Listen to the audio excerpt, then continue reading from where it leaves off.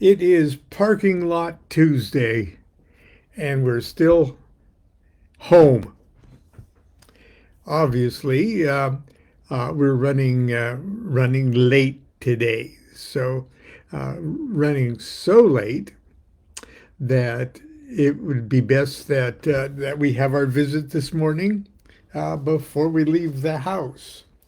So everything will be all screwed up. Our schedule will be all upset. Anyway, and we had Monday Night Magic class last night, and we're talking about the Fool. Now, if you've got Crowley's Book of Thoth, uh, you already know that he spends a great deal of space and ink on the Fool, because it is just such kabbalistically and spiritually important uh, uber concept of the Fool. The Fool is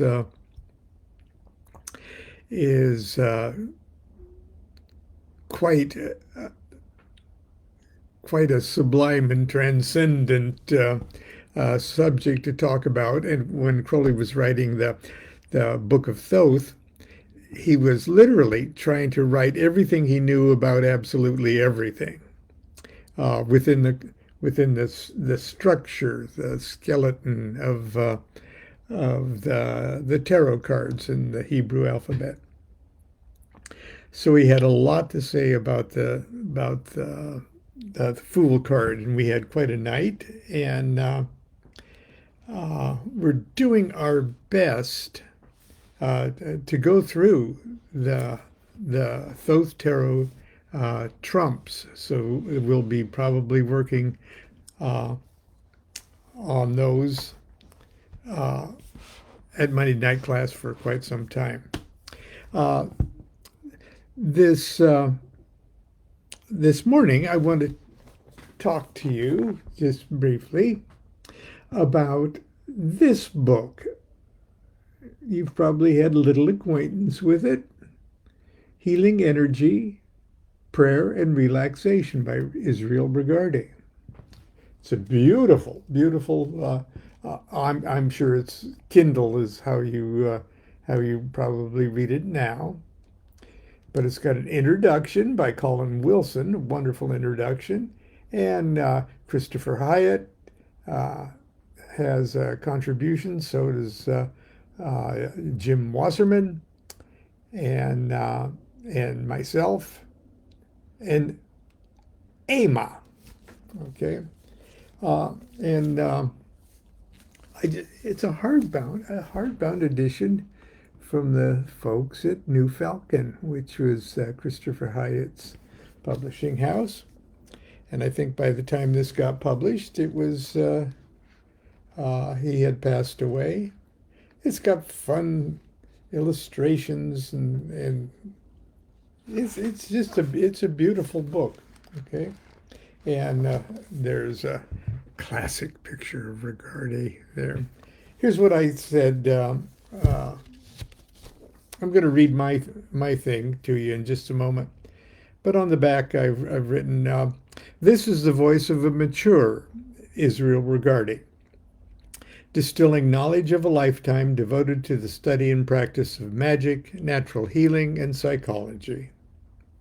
It's been enhanced with original essays on philosophy and technique of active prayer by Christopher Hyatt, The Middle Pillar as a Group Working by Jim Wasserman, and a Kabbalistic analysis of the sacred ritual of the pentagram by Ama." And I include, and this is what I'm going to share with you this morning, uh, an energy exercise utilizing the pentagram, a physical yogic kind of exercise. So I thought I would share that with you today if we have time. And it's here toward the back. It's called a pentagram exercise, and I've got all sorts of drawings. Okay. Starts with an epigraph by Aleister Crowley, who said this about the pentagram ritual. Those who regard this ritual as a mere device to invoke or banish spirits are unworthy to possess it. Properly understood, it is the medicine of metals, the stone of the wise. Aleister Crowley. The rituals of the pentagram, both lesser and greater rituals, are among the first ceremonies recommended for the beginning magician. Mastery of the pentagram is tantamount to mastery of the microcosmic universe of one's own body and physical environment. What more fitting and necessary place for us to begin the great work, a journey designed to expand the magician's consciousness from the pentagram's elemental world, step by step, through the planetary heavens embodied by the hexagram and beyond, to the most transcendent and ineffable realms of being. Volumes have been written about the power of the pentagram and the importance of the rituals based upon the secrets of its construction. I'd like to share with you just one simple meditative exercise that I've developed over the years, one small facet of the great jewel of the pentagram. Before I describe the exercise, I remind the reader there are 12 pentagrams in all. They are determined by the number of ways the complete figure may be drawn by starting at any given point and tracing in either a clockwise or counterclockwise direction. The alert reader will be quick to correctly observe that there are only 10 ways to draw the 5-pointed hexagram in this manner. But, as you'll soon see, the pentagram that banishes water is also used to invoke air. And the pentagram that banishes air is also used to invoke water. So, keeping this phenomenon in mind, we find there are 8 elemental pentagrams. 1 to invoke and 1 to banish each of the 4 elements, fire, water, air, and earth. The general rule of thumb when drawing an elemental pentagram is to invoke toward and banish away from the elemental point in question. Note, the 8 elemental pentagrams are drawn in such a way as to avoid violating on the first stroke the groin angle below and opposite the head spirit point. Now I'll show you what I mean by that if I find a nice. Okay, there's an earth pentagram. That's what I'm talking about is the groin area. Okay, the 8 elemental pentagrams are careful not to draw their specific pentagram in a way that initially violates that area. Okay, and that area is like the groin area, or if you would think of it as the Muladhara chakra area on a human being, and the top spirit point of the pentagram would be like the ajna or the 1,000-petal lotus. So that's what I mean by the groin area. Okay.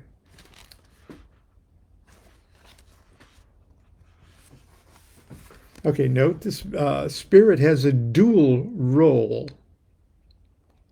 Hang on for a second. I don't want to skip anything in this.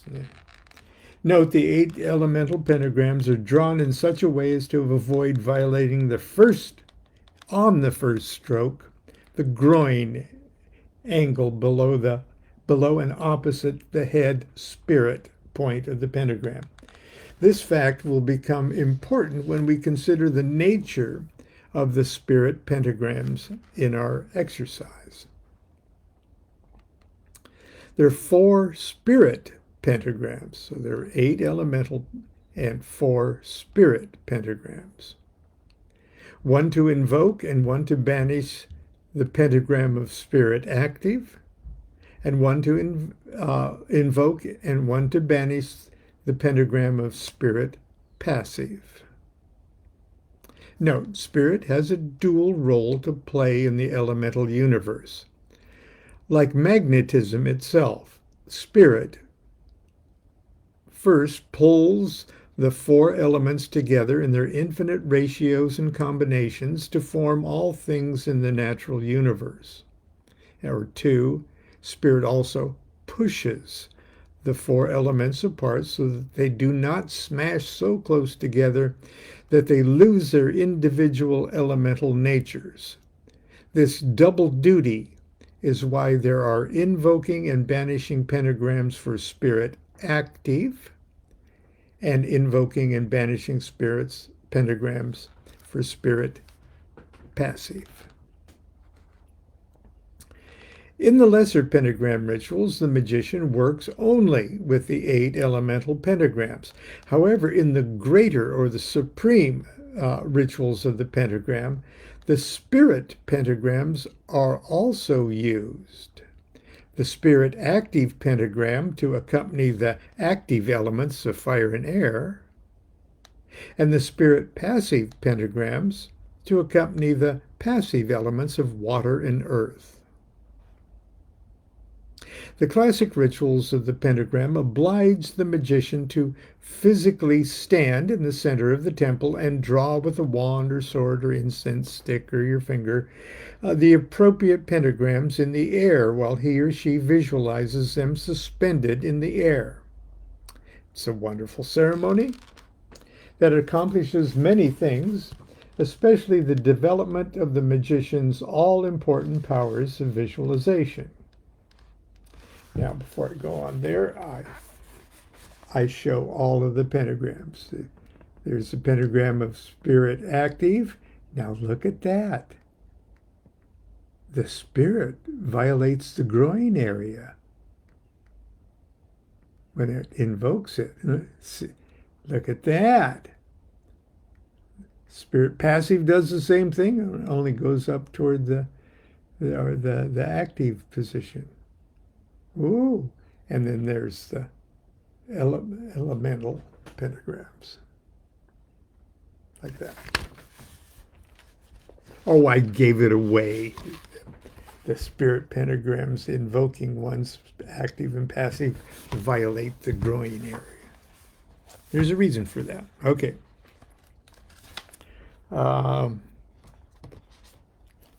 Let's see.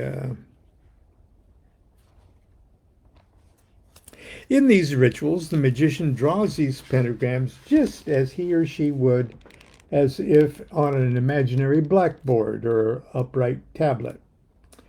In this exercise I'm about to show you, however, you will not be dealing with the pentagrams as if you were drawing them in the air around you, but rather you will actually become the pentagram and run the various elemental energies through your own body, as if you were invoking or banishing them upon yourself. This is done, at least at first, by laying down on your back on the floor or exercise mat or bed. Your arms stretch straight out to your side, sort of crucifixion style, and your legs, sort of like that. And your legs spread just about as far as you can spread them and still be relaxed and comfortable. Okay. In this position, your head represents spirit, and your right hand air, your left hand water, your right foot earth, and your left foot earth or fire. Okay, just like that.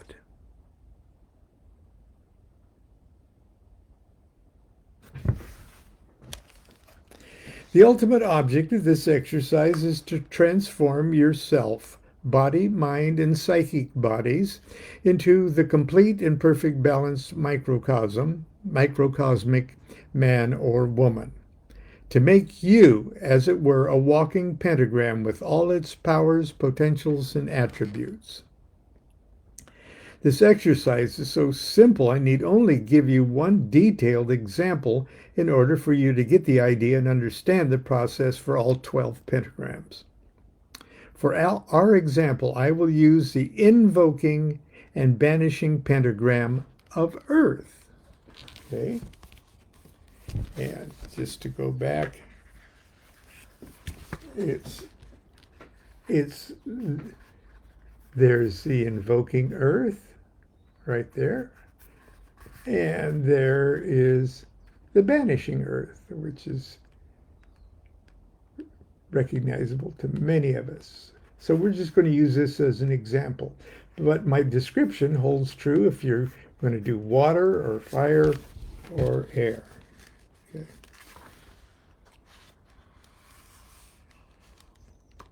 Okay.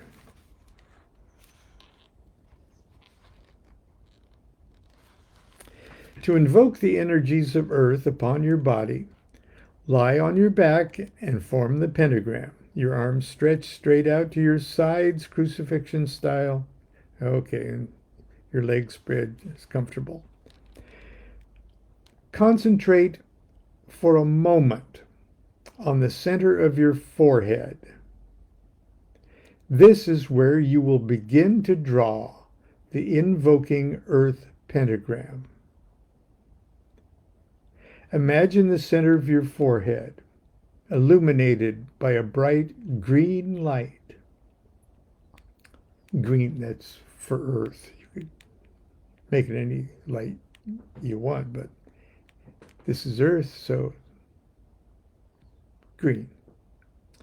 When you have this image visualized clearly in your mind's eye, project that light as a green ray shooting directly from the center of your forehead down to the toes of your right foot, bathing it in a burst of green light. Immediately project the ray up through your groin and across your body to the palm of your left hand, illuminating it in a burst of green light. Now visualize the ray shooting across your shoulders to the palm of your right hand, bathing it in a burst of green light.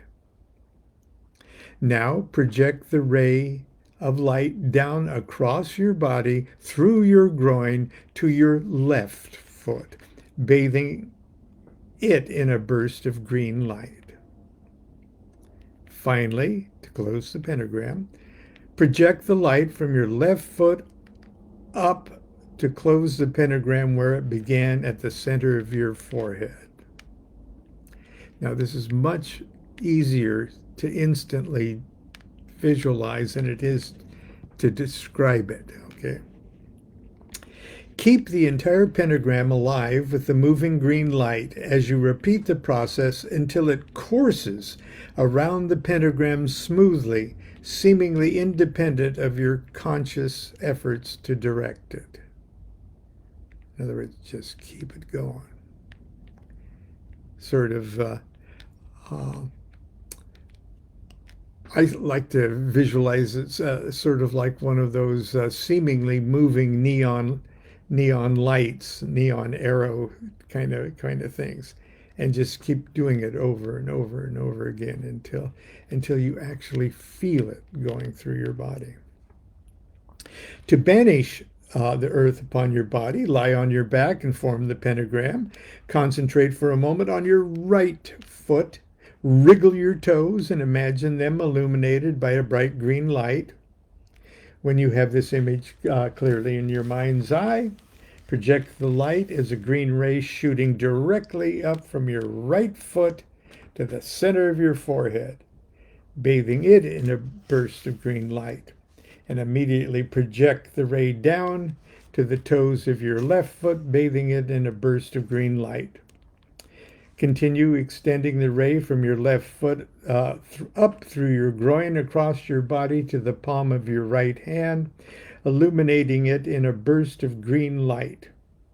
Now visualize the ray shooting straight across your shoulders to the palm of your left hand, bathing it in the green light. Finally, project the ray of light down and across your body through your groin to close the pentagram where it began at your right foot.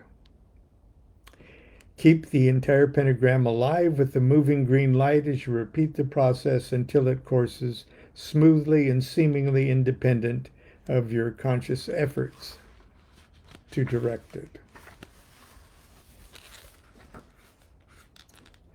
Now, to invoke and banish the other elemental pentagrams, start at the appropriate point of your body's pentagram and run the elemental current through your body as described.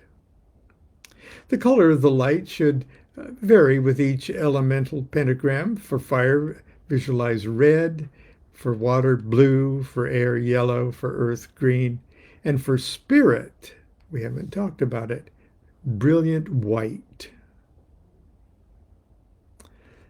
Okay, a suggested routine. Practice whenever convenient to you. It's best to practice when you're not overly tired or soon after a meal. I strongly suggest you first work with the elemental pentagrams one at a time till your visualization is strong and you can actually feel the elemental current coursing through your body. Now, each of them actually develops their own special feeling.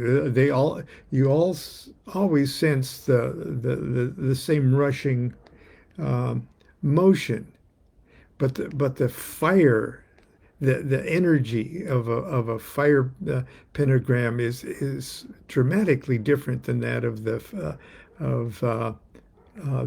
other pentagrams, and it is very interesting when you can start to subtly feel within yourself that you are, in a sense, directing and controlling those specific kinds of energy. Each pentagram should have its own unique effect upon your body, thoughts, and dreams. Make detailed notes of these effects. Once you're familiar with how each pentagram makes you feel, try to induce that special feeling throughout the day. Get comfortable switching these unique feelings on and off at will. And here's a suggested routine. Week 1, Earth. Each morning for a week, practice the green, invoking pentagram of Earth. Each evening, practice the green, banishing pentagram of Earth. Okay. Now, this isn't tried and true. You can do this anytime it's convenient for you to do. But this is just, for instance, you could do it invoking in the morning and banishing at night. For week 2, do the same thing with air. From week 3, do it with water. Week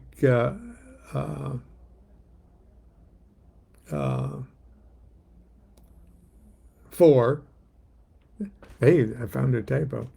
Do it with fire. Each morning and evening for a week, do the same thing with the red pentagrams of fire. Okay. Suggested routine part 2. And here's where it gets good, guys. After you've mastered the exercises of part 1 and you are cognizant of the unique feelings and effects of each elemental pentagram and how it's produced, start including the appropriate spirit pentagram. You should draw the white spirit active pentagrams prior to the pentagrams of elemental fire and air. Those are the active elements. And you should draw the white spirit passive pentagrams prior to working with the pentagrams of water and earth. Note, in order to draw the invoking spirit pentagram, you will be required to do something that you've not done before when working with the 8 elemental pentagrams. As you draw the ray of light up, either from your left foot for the invoking pentagram of spirit active, or your right foot for the invoking pentagrams of spirit passive, the first place on your body the light will penetrate is your groin area. The first time I did this, I noticed something very dramatic as the ray of light passed through this area of my body. My base chakra, the Muladhara, the lowest chakra, located in the region between the genitals and the anus, was severely stimulated and seemed to whirl in an almost tangible vibration. At the exact same instant, my crown chakra, the Sahasrara, seemed to burst with an electrical tingling that linked itself to my base chakra. In other words, as it passed through the lowest chakra, it activated the highest too. In other words, as it hit my groin, my head exploded. Okay, at the exact same instant, my crown chakra, the highest of the chakras located at the top of the head, seemed to burst with an electrical tingling that linked itself to my base chakra and slowly ascended up my spine until my whole body was alight. It was quite wonderful and a little scary. I then realized the profound relationship between the extremes of the pentagram, the point and the groin, and the highest and lowest chakras on the human psychic body. It is an understatement to say this gave me a new respect for the seemingly simple meditative exercise. When dealing with the 8 elemental pentagrams, the tip of the pentagram is at the center of one's forehead, the ajna, the second from the top chakra. But when invoking the spirit, or spirit active or spirit passive, one can transcend the ajna and actually activate the highest of all psychic centers. The routine for part 2 is exactly the same for the routine of part 1. Suggested series of 4 weeks. A spirit active pentagram preceding fire and air pentagrams, a spirit passive pentagram preceding water and earth.